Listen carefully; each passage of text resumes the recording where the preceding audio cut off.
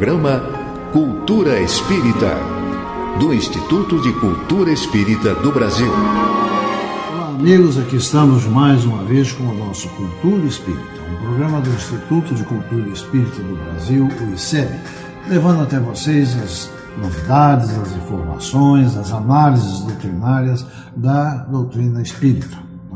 Eu sou Assaruí Franco de Moraes e tenho aqui comigo os meus companheiros, meus queridos companheiros, Geraldo Cardoso e Joel Vaz. Geraldo, por favor, para suas saudações aos nossos amigos. Meus amigos, o nosso abraço fraterno a todos, fazendo votos de que Jesus esteja presente em todos os lares. Joel, com a sua agenda iluminada, com as suas informações, tem uma palavra bonita que fala, que reflete bem quando o segmento é a sua parte, as efemérides espíritas. Efemérides espíritas. É uma palavra bonita. Bonita, tirada lá dos alfarrábios. Amigos queridos, quanta emoção, quanta alegria. Muito obrigado por tudo que tem acontecido ao longo deste ano, principalmente agora. Quantos companheiros mandando e-mails, parabenizando o programa pelo conteúdo belo das informações e pela possibilidade de saber o que está acontecendo no movimento espírita. O meu e-mail é joelvaz, tudo junto, Vaz com Z, 61@gmail.com. Eu fico felicíssimo quando alguma casa espírita, algum companheiro acessa o nosso e-mail e nos manda notícias das suas atividades. Isso é o pulsar do movimento espírita, sacudindo os corações, iluminando as nossas mentes. Hoje tem festa no Teatro Vanucci.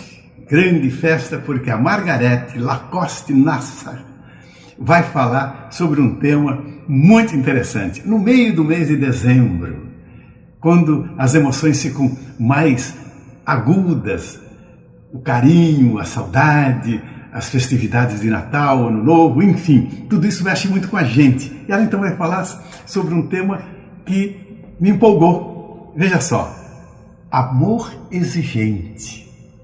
Como é que será essa coisa do amor exigente?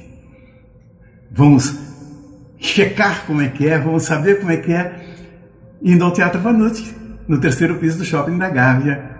Hoje à noite, a entrada é franca, eu estarei lá esperando vocês ao lado da querida Margarete. Não esqueçam que dia 6 de janeiro, o Grupo Vanucci abre a programação de palestras do ciclo de 2016 com o Denizar Santos, aquele professor de Brasília, psicógrafo maravilhoso. Ele coordena a mesa de psicografia das reuniões lá da FEB em Brasília, conhecedor profundo da doutrina espírita, palestrante internacional, e ele vai lançar também, então, um livro chamado Construindo a Paz, tão oportuno nesse momento em que estamos tão carentes desse sentimento de paz.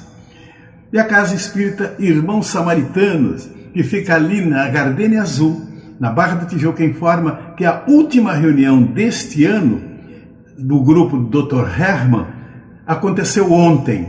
Portanto, a partir da próxima terça-feira, nós já não temos as reuniões semanais. Eles só voltam à atividade no dia 12 de janeiro, coisa que acontece há 20 anos. Linda casa, carinhosa, de pessoas inacreditáveis. Inclusive, um dos coordenadores dos trabalhos lá é meu querido irmão, amigo, Aloysio Gigino, que, puxa vida, uma presença sempre muito amorosa. A Casa Espírita Obreiros do Bem, que é mantenedora do Hospital Pedro de Alcântara, informa que em outubro passado foi realizada a convenção da instituição, com os membros sócios efetivos, que elegeram a nova diretoria que passa a comandar a instituição a partir do 1º de janeiro. E eu quero anunciar que já está à disposição dos meus amigos o CD O Poder da Prece. Textos maravilhosos do professor César Reis, as orações narradas por este seu amigo e as músicas cantadas, interpretadas por a nossa querida, maravilhosa Anastasia McKenna. Liguem para o Hospital Pedro de Alcântara e adquiram o seu CD. Vamos ficando por aqui hoje e continuem estudando a doutrina com o nosso professor Assaruí e o meu querido amigo Geraldo. Muito bem. Então, Geraldo, vamos lá, dando continuidade ao nosso bloco aqui, com as perguntas formuladas pelos nossos ouvintes. As perguntas selecionadas para essa semana vieram por via internet, do nosso ouvinte Sérgio Martins de Sagres, de Macaé. Primeira pergunta: um casal tem o direito de decidir pela interrupção da gravidez por motivos financeiros? Olha, não tem não. Nem por motivos financeiros e nem por nenhum outro motivo. O Espiritismo ele não aceita a interrupção da vida, qualquer que seja o motivo alegado.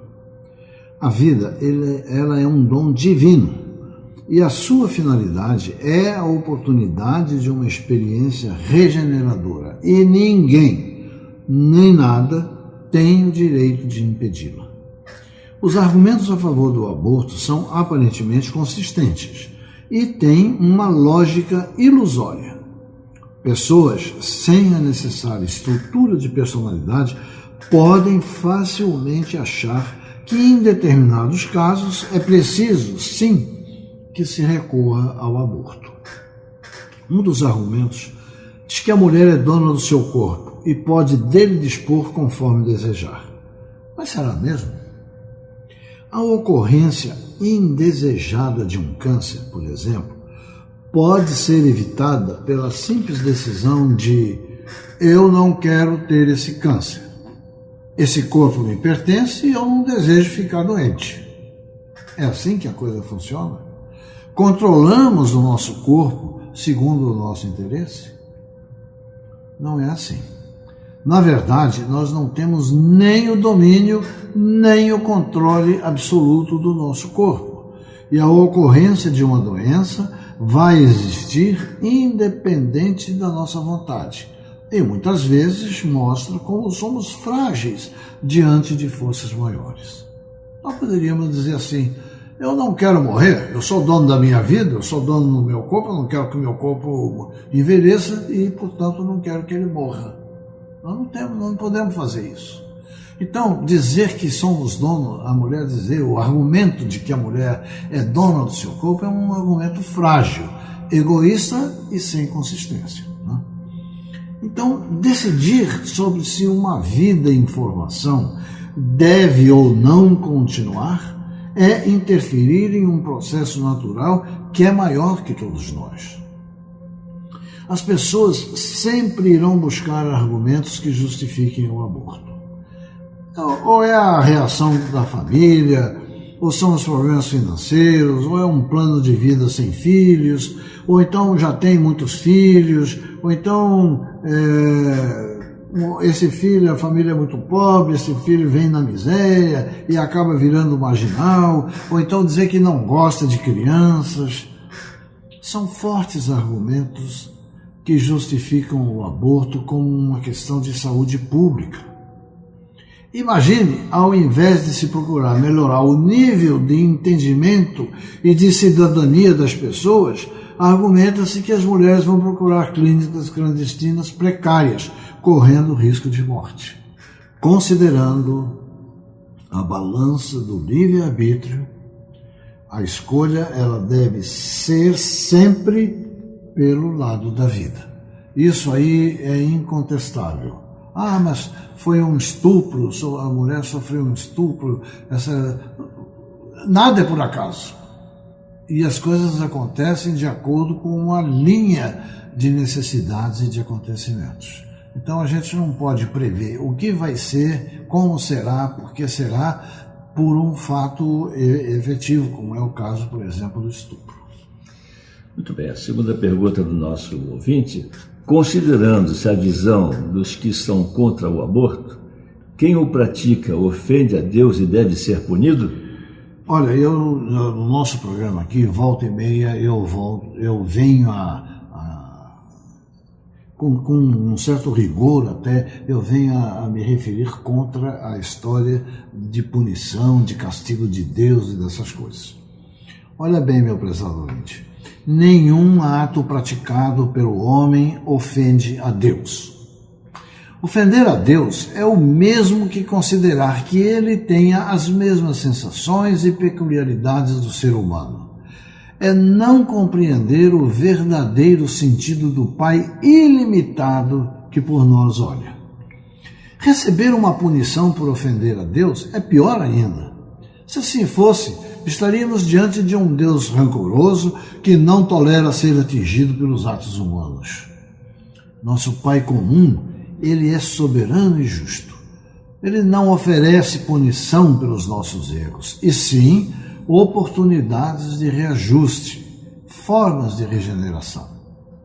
Aquele que pratica o aborto e aquele que o incentiva são pessoas que compartilham do mesmo equívoco e por ele são responsáveis diante da lei de Deus.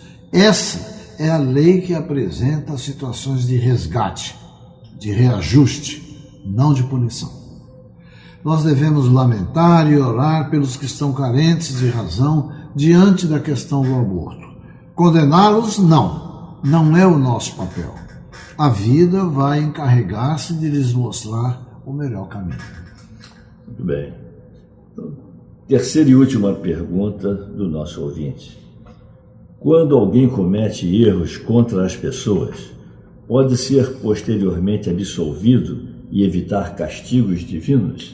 É uma redundância. É a história do castigo divino e por aí vai. As pessoas têm eles ficam preocupados não é tanto com o erro, é com o castigo. Né? Já expliquei antes e reforço a ideia de que não existe castigo divino. Existe sim um plano de resgates onde o espírito reconhece a sua responsabilidade diante de maus atos praticados e procura, por seu próprio desejo, formas de se harmonizar com a lei divina. Essa questão da absolvição diante do erro é uma ansiosa procura por desculpas que amenizem a ideia do erro. Em muitas religiões, no passado, quando existia uma prática ilusória de que era possível comprar a remissão dos pecados e, com isso, livrar-se das regras da lei divina, as pessoas se agarravam ao perdão concedido sem qualquer autoridade para isso. Ou seja, concedia-se o perdão sem ter autoridade para isso. Como é que alguém pode derrogar uma lei que não é dele, a lei é de Deus? Então, é preciso que haja o entendimento de que ninguém pode livrar-se de suas responsabilidades. Nada fará com que o erro de hoje não tenha consequências amanhã. Diante de Deus, somos todos absolutamente iguais.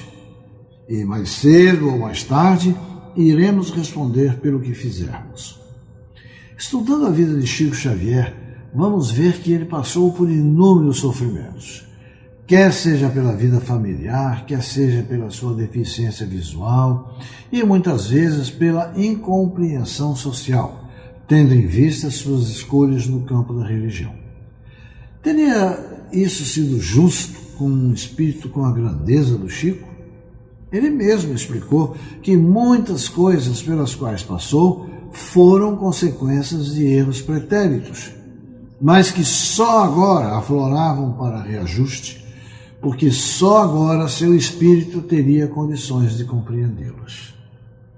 Portanto, não existe posterior absolvição, e nem a lei de causa e efeito pode ser revogada diante das responsabilidades de cada um. André Luiz nos diz que, através da reencarnação e das provas e expiações, se cumpre a verdadeira pena de talhão, olho por olho, dente por dente. Não se pode ferir a lei de amor. Bom, e além disso, tem também a questão de que quando você aceita a sua responsabilidade, o passar por aquela situação que é necessário e que é importante se torna mais leve. Por isso que Jesus diz, é leve o meu jugo, Exato. suave o meu fardo. Não? Verdade, é isso mesmo. Muito bem, amigos, aqui estamos nós, terminando o nosso bloco de hoje.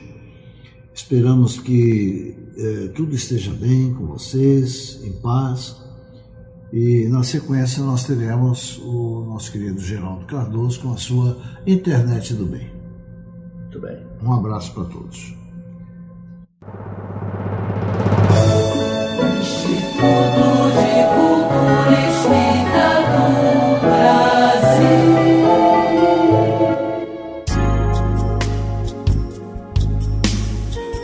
Precisando escolher um presente? Aceita a sugestão? Ofereça um livro. Na livraria do ICEB, você vai encontrar sempre o presente ideal ao preço de R$20 o volume. Para a sua comunidade, você pode receber os livros pelos correios, fazendo os pedidos por telefone. DDD 21 2224 1060 ou 2224 0726.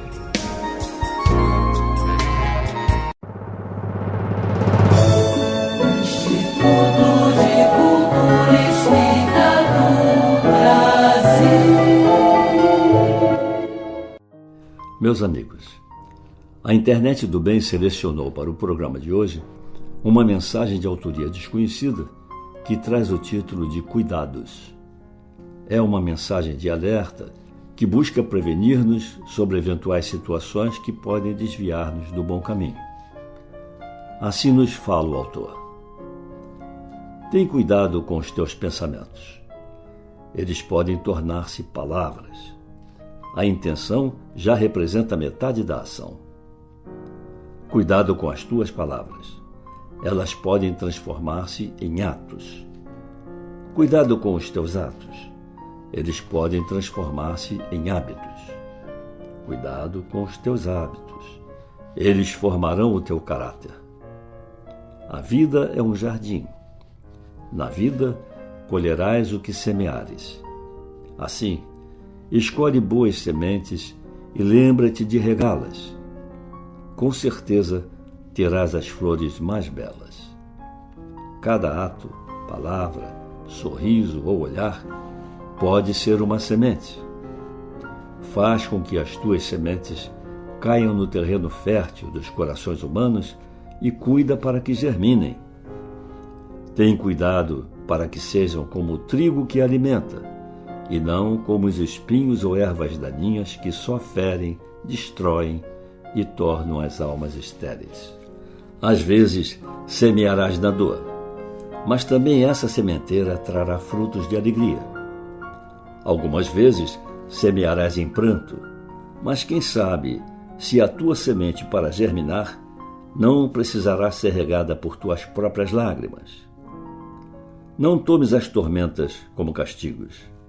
Repara que são os ventos mais fortes que forçam o aprofundamento das raízes para que a planta sustente melhor o fruto que virá. E quando as tuas folhas caírem, não te lamentes. Elas serão o teu próprio adubo para que vicejes e tenhas novas flores. Cada ato, cada palavra, cada sorriso, cada olhar é uma semente. Cuida para que sejam sementes de amor. Somos o fruto do que pensamos e sentimos. Assim, muito do que nos acontece na vida cotidiana resulta da nossa própria vida interior. Disse-nos Paulo, segundo sua primeira carta a Timóteo: Deus não nos deu o espírito de temor, mas de fortaleza e de amor e de moderação. O Salmo 31, 24 nos diz: Esforçai-vos, e ele fortalecerá o vosso coração, vós todos que esperais no Senhor.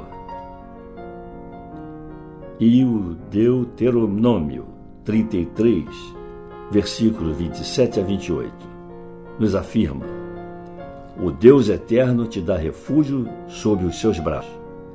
Ele lançará o inimigo de diante de ti e te fará habitar em segurança. Votos de um dia muito feliz. mas perguntamos: o que é felicidade? E a resposta encontramos no Livro dos Espíritos. Sob o ponto de vista material, felicidade é a posse do necessário. Sob o ponto de vista espiritual, é a tranquilidade de consciência. Pensemos nisso. Meus amigos, agradecendo pela gentil audiência, aqui nos despedimos, com votos de uma semana feliz e de muita paz. Instituto de Cultura Espírita do Brasil. Noticiário do Instituto de Cultura Espírita do Brasil, Neandertal Alves. Como eu havia prometido a você, nós vamos divulgar hoje em primeiríssima mão o roteiro da nossa reunião de encerramento de ano letivo 2015 no nosso ICEB. Será uma tarde memorável. Você deverá estar conosco e eu o convido, e eu a convido a estar conosco a partir das 2 da tarde, aonde nós teremos uma mesa redonda memorável. Haverá o relatório de atividades de 2015 pelo nosso presidente César Soares dos Reis. Depois, uma apresentação artística com a nossa Natasha Mequena e Roberto Oliveira no teclado. A mesa redonda e o tema: o despertar da consciência para a conquista da saúde integral. Componentes da nossa mesa redonda memorável: Luzia Matias. Ela falará sobre educação e saúde, um resumo de tudo que ela apresentou no nosso Instituto de Cultura Espírita ao longo do ano de 2015. O médico José Henrique Rubim, saúde integral. Teremos o intervalo e no retorno do nosso intervalo, a nossa mesa redonda terá um segundo momento, Cláudio Conte, fazendo um resumo sobre o despertar da consciência. E depois, Tatiane Bellieni, saúde e plenitude. Veja, o nosso roteiro está maravilhoso. Você precisa estar conosco no próximo sábado, dia 12 de dezembro, às 2 da tarde, para a reunião de encerramento do ano letivo 2015 do nosso Instituto de Cultura Espírita do Brasil. Estaremos todos lá. Esperamos você. Vou repetir. Teremos uma tarde memorável. No primeiro momento, a partir das 14 horas, relatório de atividades do ano de 2015 a cargo do nosso presidente César Soares dos Reis. Depois, em seguida, uma apresentação artística de Natasha Mequena e Roberto Oliveira ao teclado. A nossa mesa redonda terá o tema: o despertar da consciência para a conquista da saúde integral. Falarão Luzia Matias, Educação e Saúde, José Henrique Rubim, Saúde Integral. Teremos um breve intervalo. Depois, ao retorno, Cláudio Conte, o despertar da consciência. E Tatiane Bellieni, saúde e plenitude. E, é claro, depois da nossa mesa redonda, da nossa confraternização, teremos a apresentação do programa para o ano de 2016 e o nosso bolo de aniversário comemorando 58 anos de existência do nosso Instituto de Cultura Espírita do Brasil. E logo depois o encerramento.